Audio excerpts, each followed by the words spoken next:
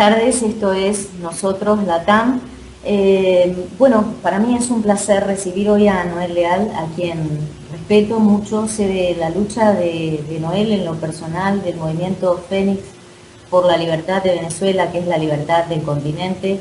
Noel Leal hace muchísimos años que está en esta lucha junto a Jorge Rojas Riera, a Juan Carlos Sosa Ipurua. Y la verdad es que las opiniones de ellos tienen una gran valía, en lo personal, para mí muchísima. Y como les digo, hace muchísimo tiempo que están en esta lucha y son conocedores de lo que ocurre en Venezuela y en todo el continente. Vamos a tratar de analizar estos cambios, este nuevo ajedrez o este movimiento del tablero de ajedrez, porque finalmente los jugadores terminan siendo siempre los mismos. Y creo que estos cambios se han dado en el marco del pacto Castro-Obama-Bergoglio, ¿no? Vemos cómo los cambios se van precipitando, sobre todo en los últimos meses, desde fines de octubre, con aquella primera vuelta de Macri, la carta de Almagro. Almagro es un hombre que pide permiso, que recibe órdenes, no de Mujica en este caso, pero seguramente de alguien más. El tema de los narcosobrinos, el juicio político a Dilma, la victoria de Macri en Argentina, las legislativas en Venezuela con la victoria de la oposición. Y en lo personal creo que enmarcado en la visión de alguien que habrá implementado, yo no creo en las casualidades, y definir a este comunismo que vivimos como populismo. Buenas tardes, Noel Leal, un placer, muchísimas gracias que estés con nosotros. Buenas tardes, Viviana, buenas tardes a toda la audiencia de Frater América. Sí, sí me parece totalmente lógico y la frase con que definiste es muy bien lo que nos sucede. En este juego de ajedrez, ellos siguen jugando y van jugando de una manera muy cómoda. Estos acuerdos bajo la mesa han llegado como ese tanque de oxígeno a un paciente que estaba realmente mal.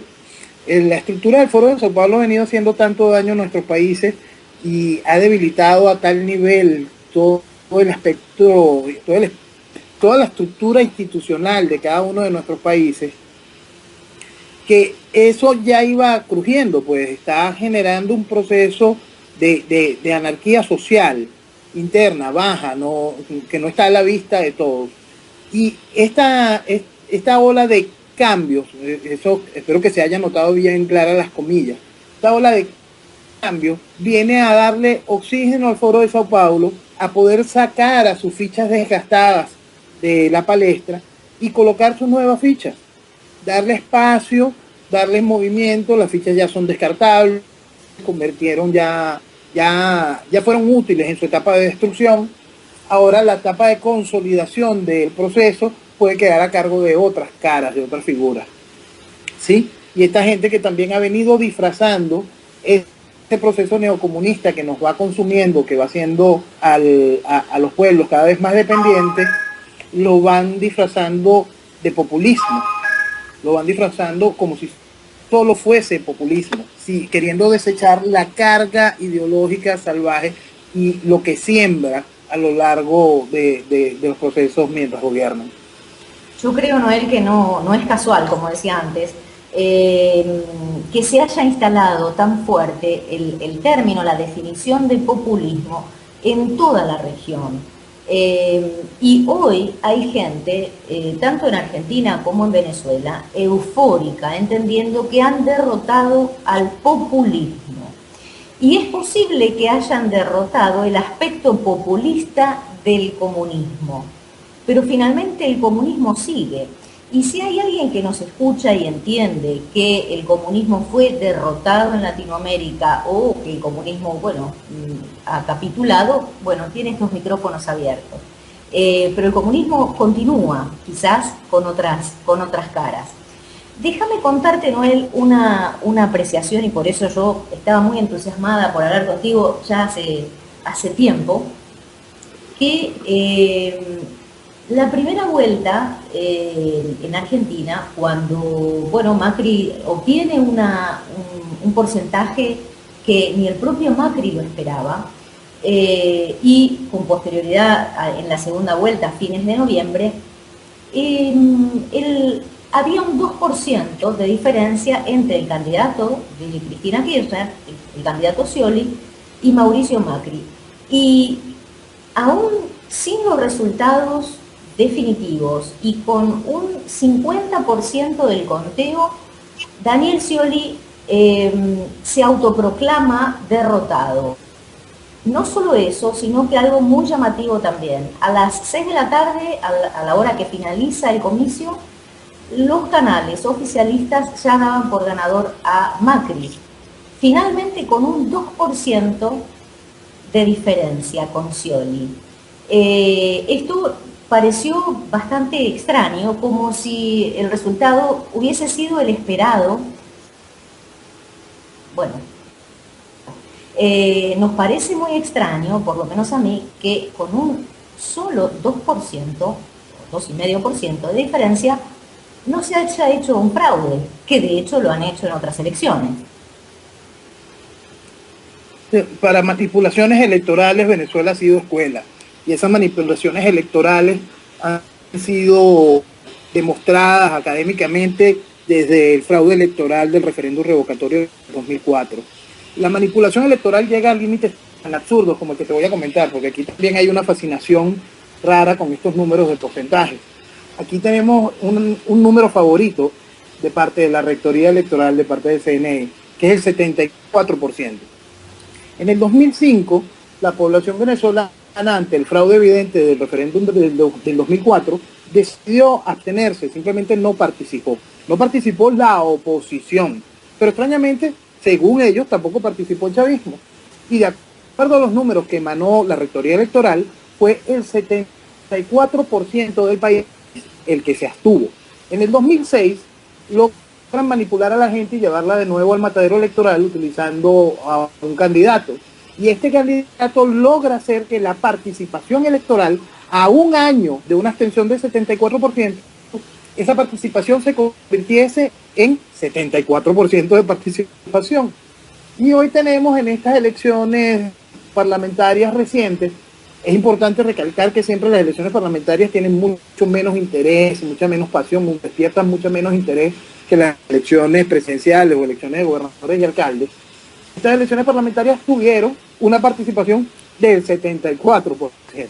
Es decir, el manejo de la trampa electoral es una constante de la cual lamentablemente Venezuela es escuela, y ese juego, esa oportunidad, ese dejar ganar por un porcentaje pequeño, como el porcentaje que en el 2007 la oposición estuvo a su favor para evitar lo que era la reforma constitucional que Chávez ofrecía en aquel momento, es esa magia rara de que, oye, ¿por qué aceptaron con un porcentaje tan pequeño? Me recuerda exactamente lo que tú me estás comentando de esta decisión de este momento.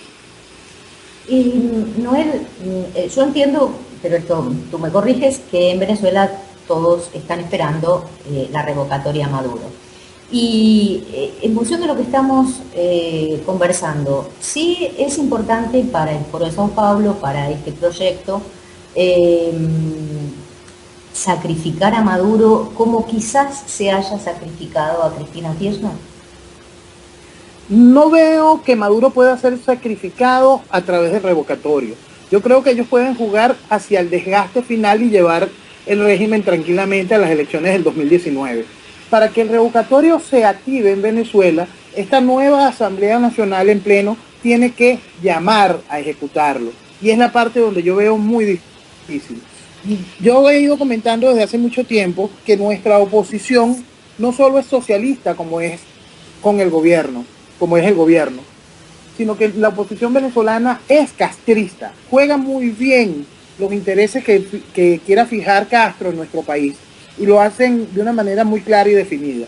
Entonces, lo que nosotros podemos vivir quizás, que si esta oposición no aprovecha lo que tienen hoy, que es esa mayoría calificada por tan solo un diputado más, Esa mayoría calificada le permitiría activar el revocatorio, teniendo en cuenta que Maduro cumple en abril los 3 años de gobierno, que es lo que indica la Constitución, que es la fecha necesaria para poder activarlo.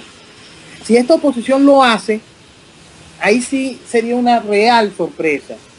Yo no veo que el Foro de Sao Paulo vaya a sacrificar a Maduro hoy. No tiene ningún inconveniente en sacrificarlo mañana. Es una ficha más. Pero no lo veo la salida a través del revocatorio. Sí lo veo en una salida electoral cambiando, como ellos pueden decir, cambiando de caballo, trayendo a otro bateador emergente, a alguien que represente a los originarios del 4 de febrero, de aquel golpe de Chávez. Puede ser la misma hija de Chávez, puede ser un Rodríguez Torres que atacó la casa presidencial de la Casona en 1992. Es decir, puede ver el juego para la transición política que saque la figura de Maduro y traiga otra figura puesta por los Castro, está abierto. No necesariamente la imposición del modelo del Foro de Sao Paulo es a través de Maduro. Podría darse también que el cambio viniera desde la misma oposición. Sí, en cuanto a lo que es política, tú tienes una cosa que está sucediendo en Venezuela que es realmente preocupante. El principal partido del país, Primero Justicia, cuenta en su directiva a un hombre que tiene demandas por crímenes de lesa humanidad. La misma demanda que tiene Chávez, es el mismo expediente que tiene Chávez por crimen de lesa humanidad por el apartheid electrónico, informático que vivió Venezuela. El creador de la lista Maizanta está en la directiva de uno de los principales partidos de la oposición.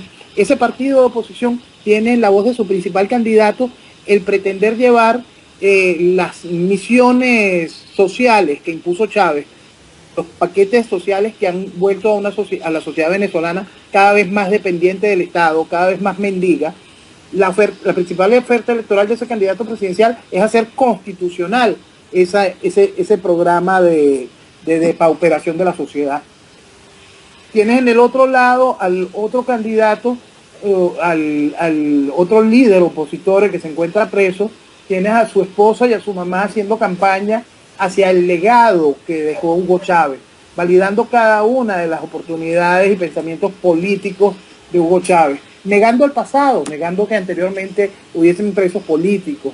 El daño que le está haciendo esta oposición al mantener el legado de Chávez arriba, junto con el gobierno defendiendo y promoviendo ese mismo legado, es sembrarle al país una losa pesada, una losa similar a la que el peronismo tiene allí en Argentina. No puedo levantar la cabeza porque Perón no le gusta. Esa sombra, esa losa, sepulta países, Viviana, y esa es una de las cosas que me preocupa, porque no estamos cambiando absolutamente nada, no estamos evolucionando como nación. Y Noel, yo seguí la campaña Salva tu voto y finalmente, bueno, la gente dijo, bueno, pero si no hubiese ido a votar, la oposición no ganaba y ganó. Esto es lo que comenta la gente en Venezuela. Aquí en Argentina, bueno, nos dicen lo mismo.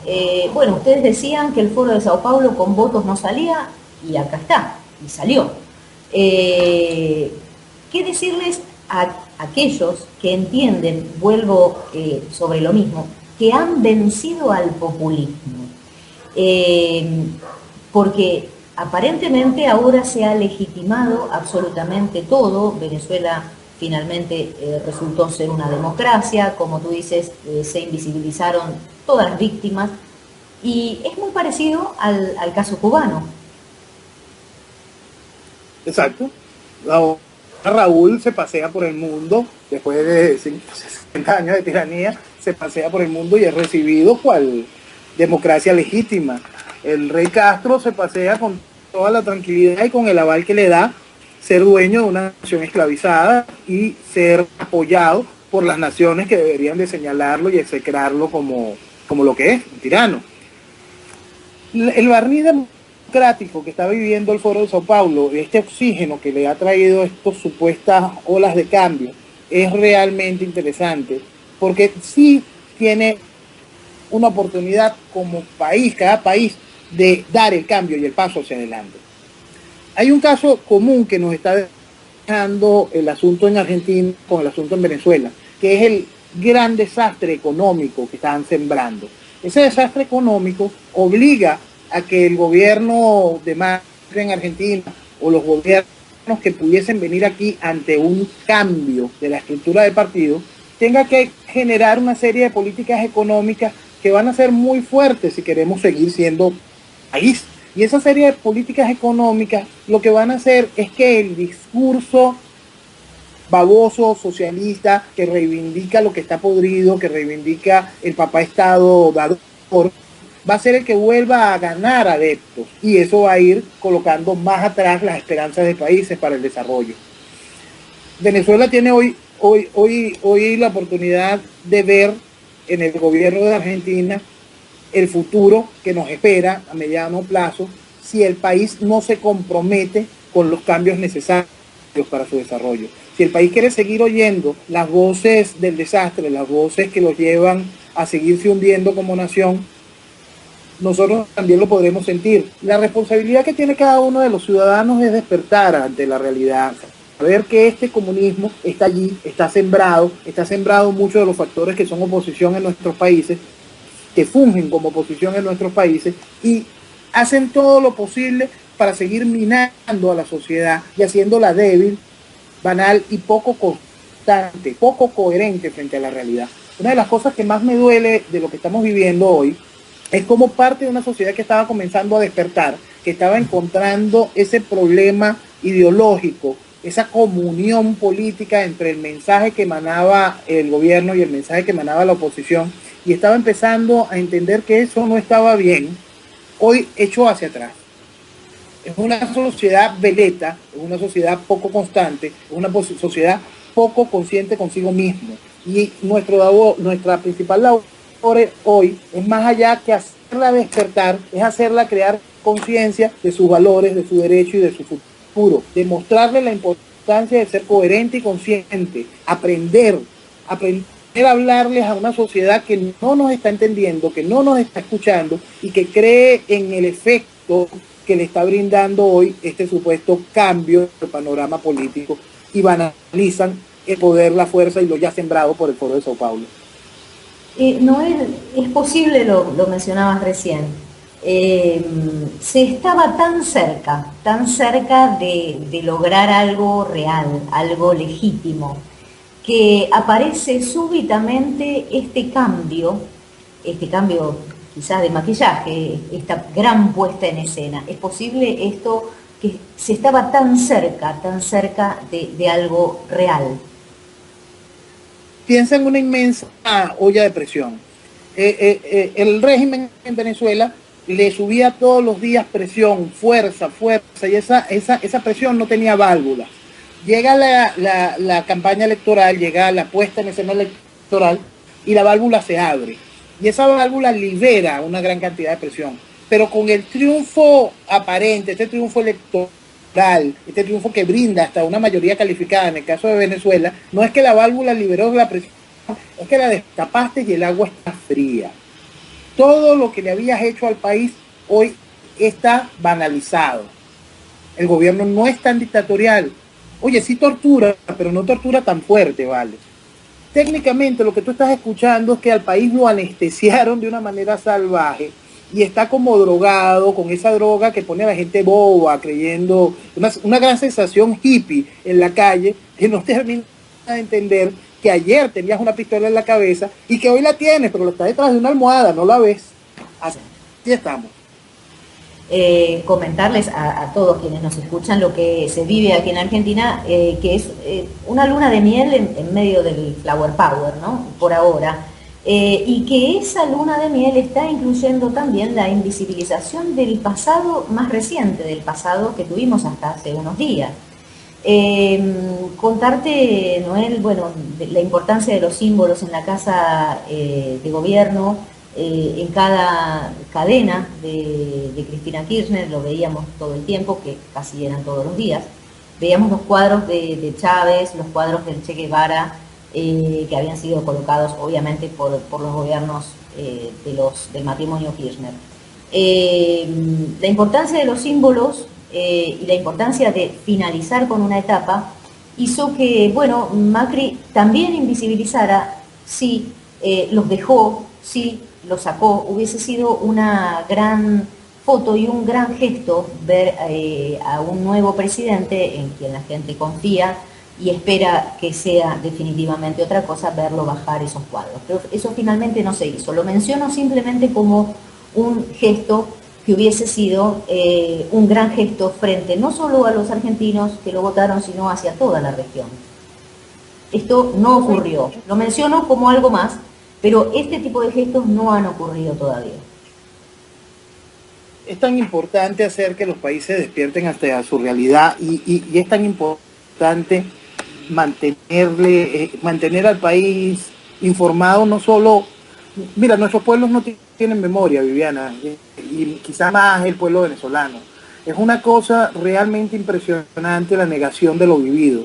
Que te nieguen lo vivido y que tú aceptes que eso vivido no fue tal, es quizá uno de los problemas que nos ha traído hasta aquí y nos mantiene anclados en este desastre. La gente, yo quiero poner ahorita dos espacios para mostrarte lo más grande y más claro. La gente en su momento votó por el chavismo en 1998 para dejar atrás por lo que votaron ayer. La gente volvió a votar por el mismo mensaje, pero sin el látigo. Yo quisiera saber por qué el país no quiere terminar de despertar.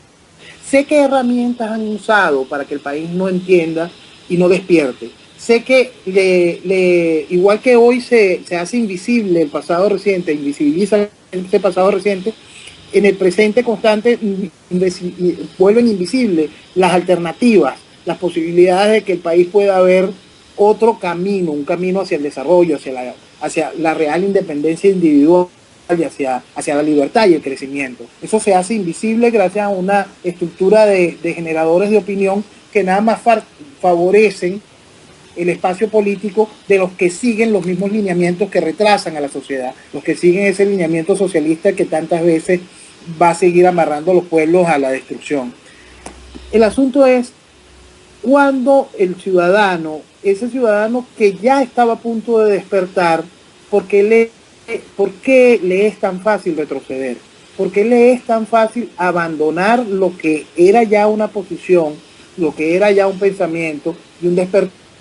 ¿Por qué le es tan fácil? ¿Por qué es tan banal y poco constante el venezolano y en este caso el latinoamericano en general? Es algo que nos tiene que preocupar de más, porque mientras eso persista, mañana ese discurso reivindicativo, ese discurso revanchista social, va a volver a conquistar y va a poder echar atrás lo que no se terminó de derrumbar, va a poder llevar hacia adelante ese castillo que permanece con esos símbolos, quizás esos símbolos menos en el primer plano, pero están allí y entonces les resulta mucho más fácil volver esa simbología hacia arriba y llevar a los pueblos de nuevo hacia abajo, porque no estamos dándole la oportunidad de pararse sobre sus pies, de enfrentar su realidad, de despertar. Si las dirigencias políticas no le hablan claro al país, nosotros lo que vamos a seguir es cuesta abajo en la rodada, vamos a seguir perdiendo naciones, no estamos avanzando como sociedad. La gracia que ha logrado el Foro de Sao Paulo es más allá del control político, es ese marxismo cultural que se apodera de toda la estructura comunicacional, cultural y hasta económica de nuestros países y no deja avanzar. Y la lamentable carga religiosa que ejerce hoy Bergoglio, que es bastante, a mi parecer, bastante negativa, todo este impulso a la teología de la liberación, es algo que va a hacerle mucho daño a nuestras sociedades. De verdad es algo preocupante y es algo que las herramientas para alertarse nos están haciendo pequeñas. Absolutamente. Y vemos todos los días un gesto más de Bergoglio, un gesto más en un sentido hacia la izquierda. Digo, son gestos y son símbolos también que no admiten dudas de parte de los ciudadanos. Hay algo muy auspicioso que creo que se da en Venezuela y no se ha dado en Argentina, y tal vez creo que posiblemente sea una de las razones por las que llegamos y tropezamos siempre con la misma piedra, y es que en Venezuela hay movimientos como el movimiento Fénix, Orden Venezuela, gente que está pensando otra cosa, que está preparándose para lo que va a venir, lo que viene mañana y lo que hay que impulsar. Esto en Argentina no se dio, y tal vez por eso siempre y no salimos de este ciclo. Pero esto es muy auspicioso y hay gente que está preparándose para el futuro. Sí, hay una camada de jóvenes que tanto se encuentran en Orden, en FENIS, en Venezuela Futura y en distintas organizaciones a nivel nacional que están fuera de las estructuras de los partidos políticos, fuera de este mecenazgo que impone la estructura política, que va brindándoles ciertos favores y ciertos beneficios que lamentablemente siguen empotrados en ese esquema socialista. Fuera de eso, hay una cantidad de jóvenes que despertaron, que se preparan ideológicamente, políticamente, con altas capacidades administrativas, con conciencia política, con conciencia económica, con conciencia de libertad, con conciencia del individuo. Quizás lo más importante de las conciencias que se está sembrando en estos grupos es el poder del individuo y su compromiso para con su nación. Ese desarrollo individual que puede traer el desarrollo de la nación, ese crecer, formarse, educarse, aprender a ser una sociedad moderna y construir a la Venezuela posible, a esa Venezuela que sea reflejo de una Latinoamérica que vaya hacia adelante y que cobre por fin sus oportunidades, que no siga rezagada al pasado, que no siga anclada en la basura socialista. Una Latinoamérica que avance. El despertar de esa sociedad está allí, estuvo allí ahorita a las puertas. Y este tanque de oxígeno, esta gran bocanada que muchos sienten aún como triunfo, es realmente perjudicial para el presente, pero quizás sea un alimento muy fuerte para el futuro inmediato. Noel, ¿dónde crees que encontró este comunismo, este socialismo del siglo XXI la sustancia en cada venezolano? ¿Por qué llegamos a esto? Tenemos años, el proceso revolucionario no es algo nuevo. Nosotros tenemos años echando a perder a la sociedad. Aquí en 1984, bajo el gobierno de Jaime Lucinchi, se estableció una ley de costos, precios y salarios. Esa ley fue sembrando de una vez esta misma ley de precios justos que el chavismo promueve. Es decir, tenemos años diciéndole a la sociedad que el papá Estado va a ir vigilando y va a irte dando cualquier tipo de oportunidades.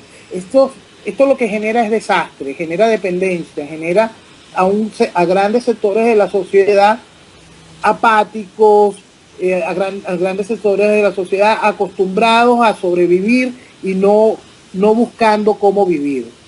Eso es la parte económico-política. En la parte netamente política está un discurso que no te obliga a ti a luchar por lo tuyo. Es un discurso que te genera cada vez más sensación de esta cosa absurda que llaman la propiedad social, esta cosa que no hace que tú cuides lo tuyo porque no es tuyo. Te quita la voluntad de sentir tu propiedad, y al no tener tu propiedad no piensas en futuro, no piensas en bienestar, no piensas en familia, no piensas en desarrollo. Y eso ha venido sembrándose en distintos sectores de la sociedad. Hay partes de nuestra sociedad que no estaba consciente que ese daño venía sembrándose en los estratos más bajos, y esos estratos más bajos se fueron minando en su desespero y se fueron habituando a ese vacío y conviviendo en ese vacío, aceptándolo y hacerse parte de eso. Ahora, cuando esa realidad política se hace vigente gracias al chavismo, se hace contundente y empieza a tocar la puerta de todos los sectores de la sociedad, todavía esa sociedad que estaba más arriba económicamente y culturalmente no estaba preparada políticamente para enfrentar esa realidad y para hacer lo correcto, para tender una mano y llevar hacia abajo, y llevar hacia arriba, perdón, al resto de la sociedad, para hacer una sociedad realmente productiva. No, seguimos haciendo una sociedad que se fue distanciando, separando y generando un núcleo duro, fuerte, de gente que quiere vivir la responsabilidad de un Papa Estado que vele por ellos, que le brinde migajas, aunque sea migajas, pero que se las dé. Noel mencionaba la función social de la propiedad, y esto hace parte también de la encíclica papal, Laudato Si, y también está en el Código Civil argentino, Código Civil que fue sancionado por el kirchnerismo, pero que este gobierno, por lo menos hasta el momento, no piensa modificar. Por tanto, ahí está. Noel, yo te sigo y veo que siempre haces alusión a la ingenuidad. Perdona, Viviana, no entendí. Hago alusión a... A la ingenuidad. Sí. A la ingenuidad de las personas. Y sabemos que los venezolanos son buena gente.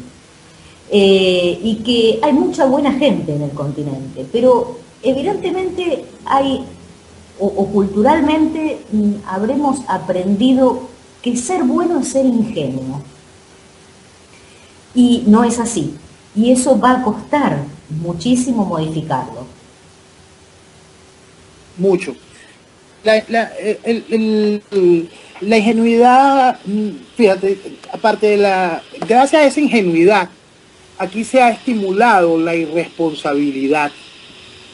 Ha sido fácil manipular a la población y a mí me preocupa mucho que gracias a esa ingenuidad no terminemos de afrontar la realidad.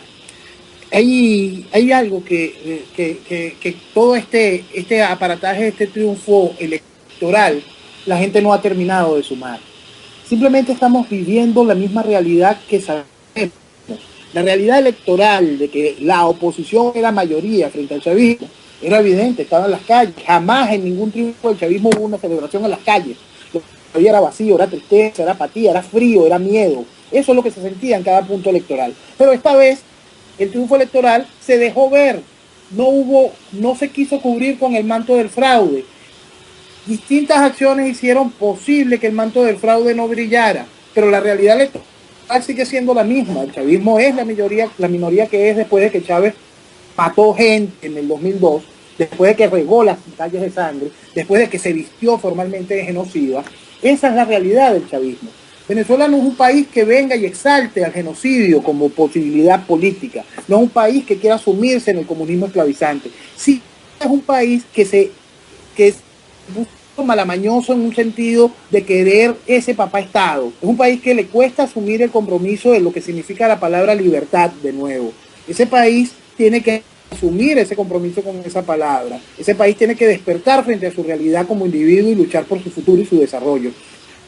Pero no es un país que soportó al chavismo durante todo este tiempo como lo hicieron ver electoralmente.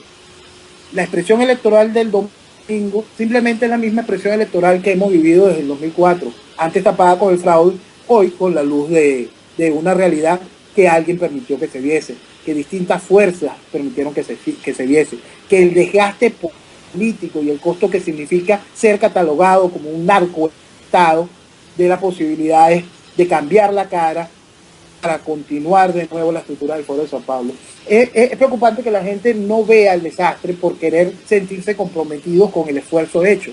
Yo no le quito nada al esfuerzo del que participó en una campaña, el que luchó de una u otra manera, fue y votó el domingo. Yo no le estoy quitando absolutamente nada a ese empeño.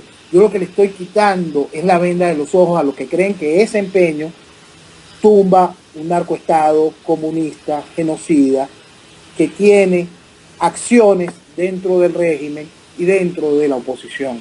Hace tiempo yo vengo definiendo al esquema de régimen como uno solo. Yo antes vivía en un régimen democrático.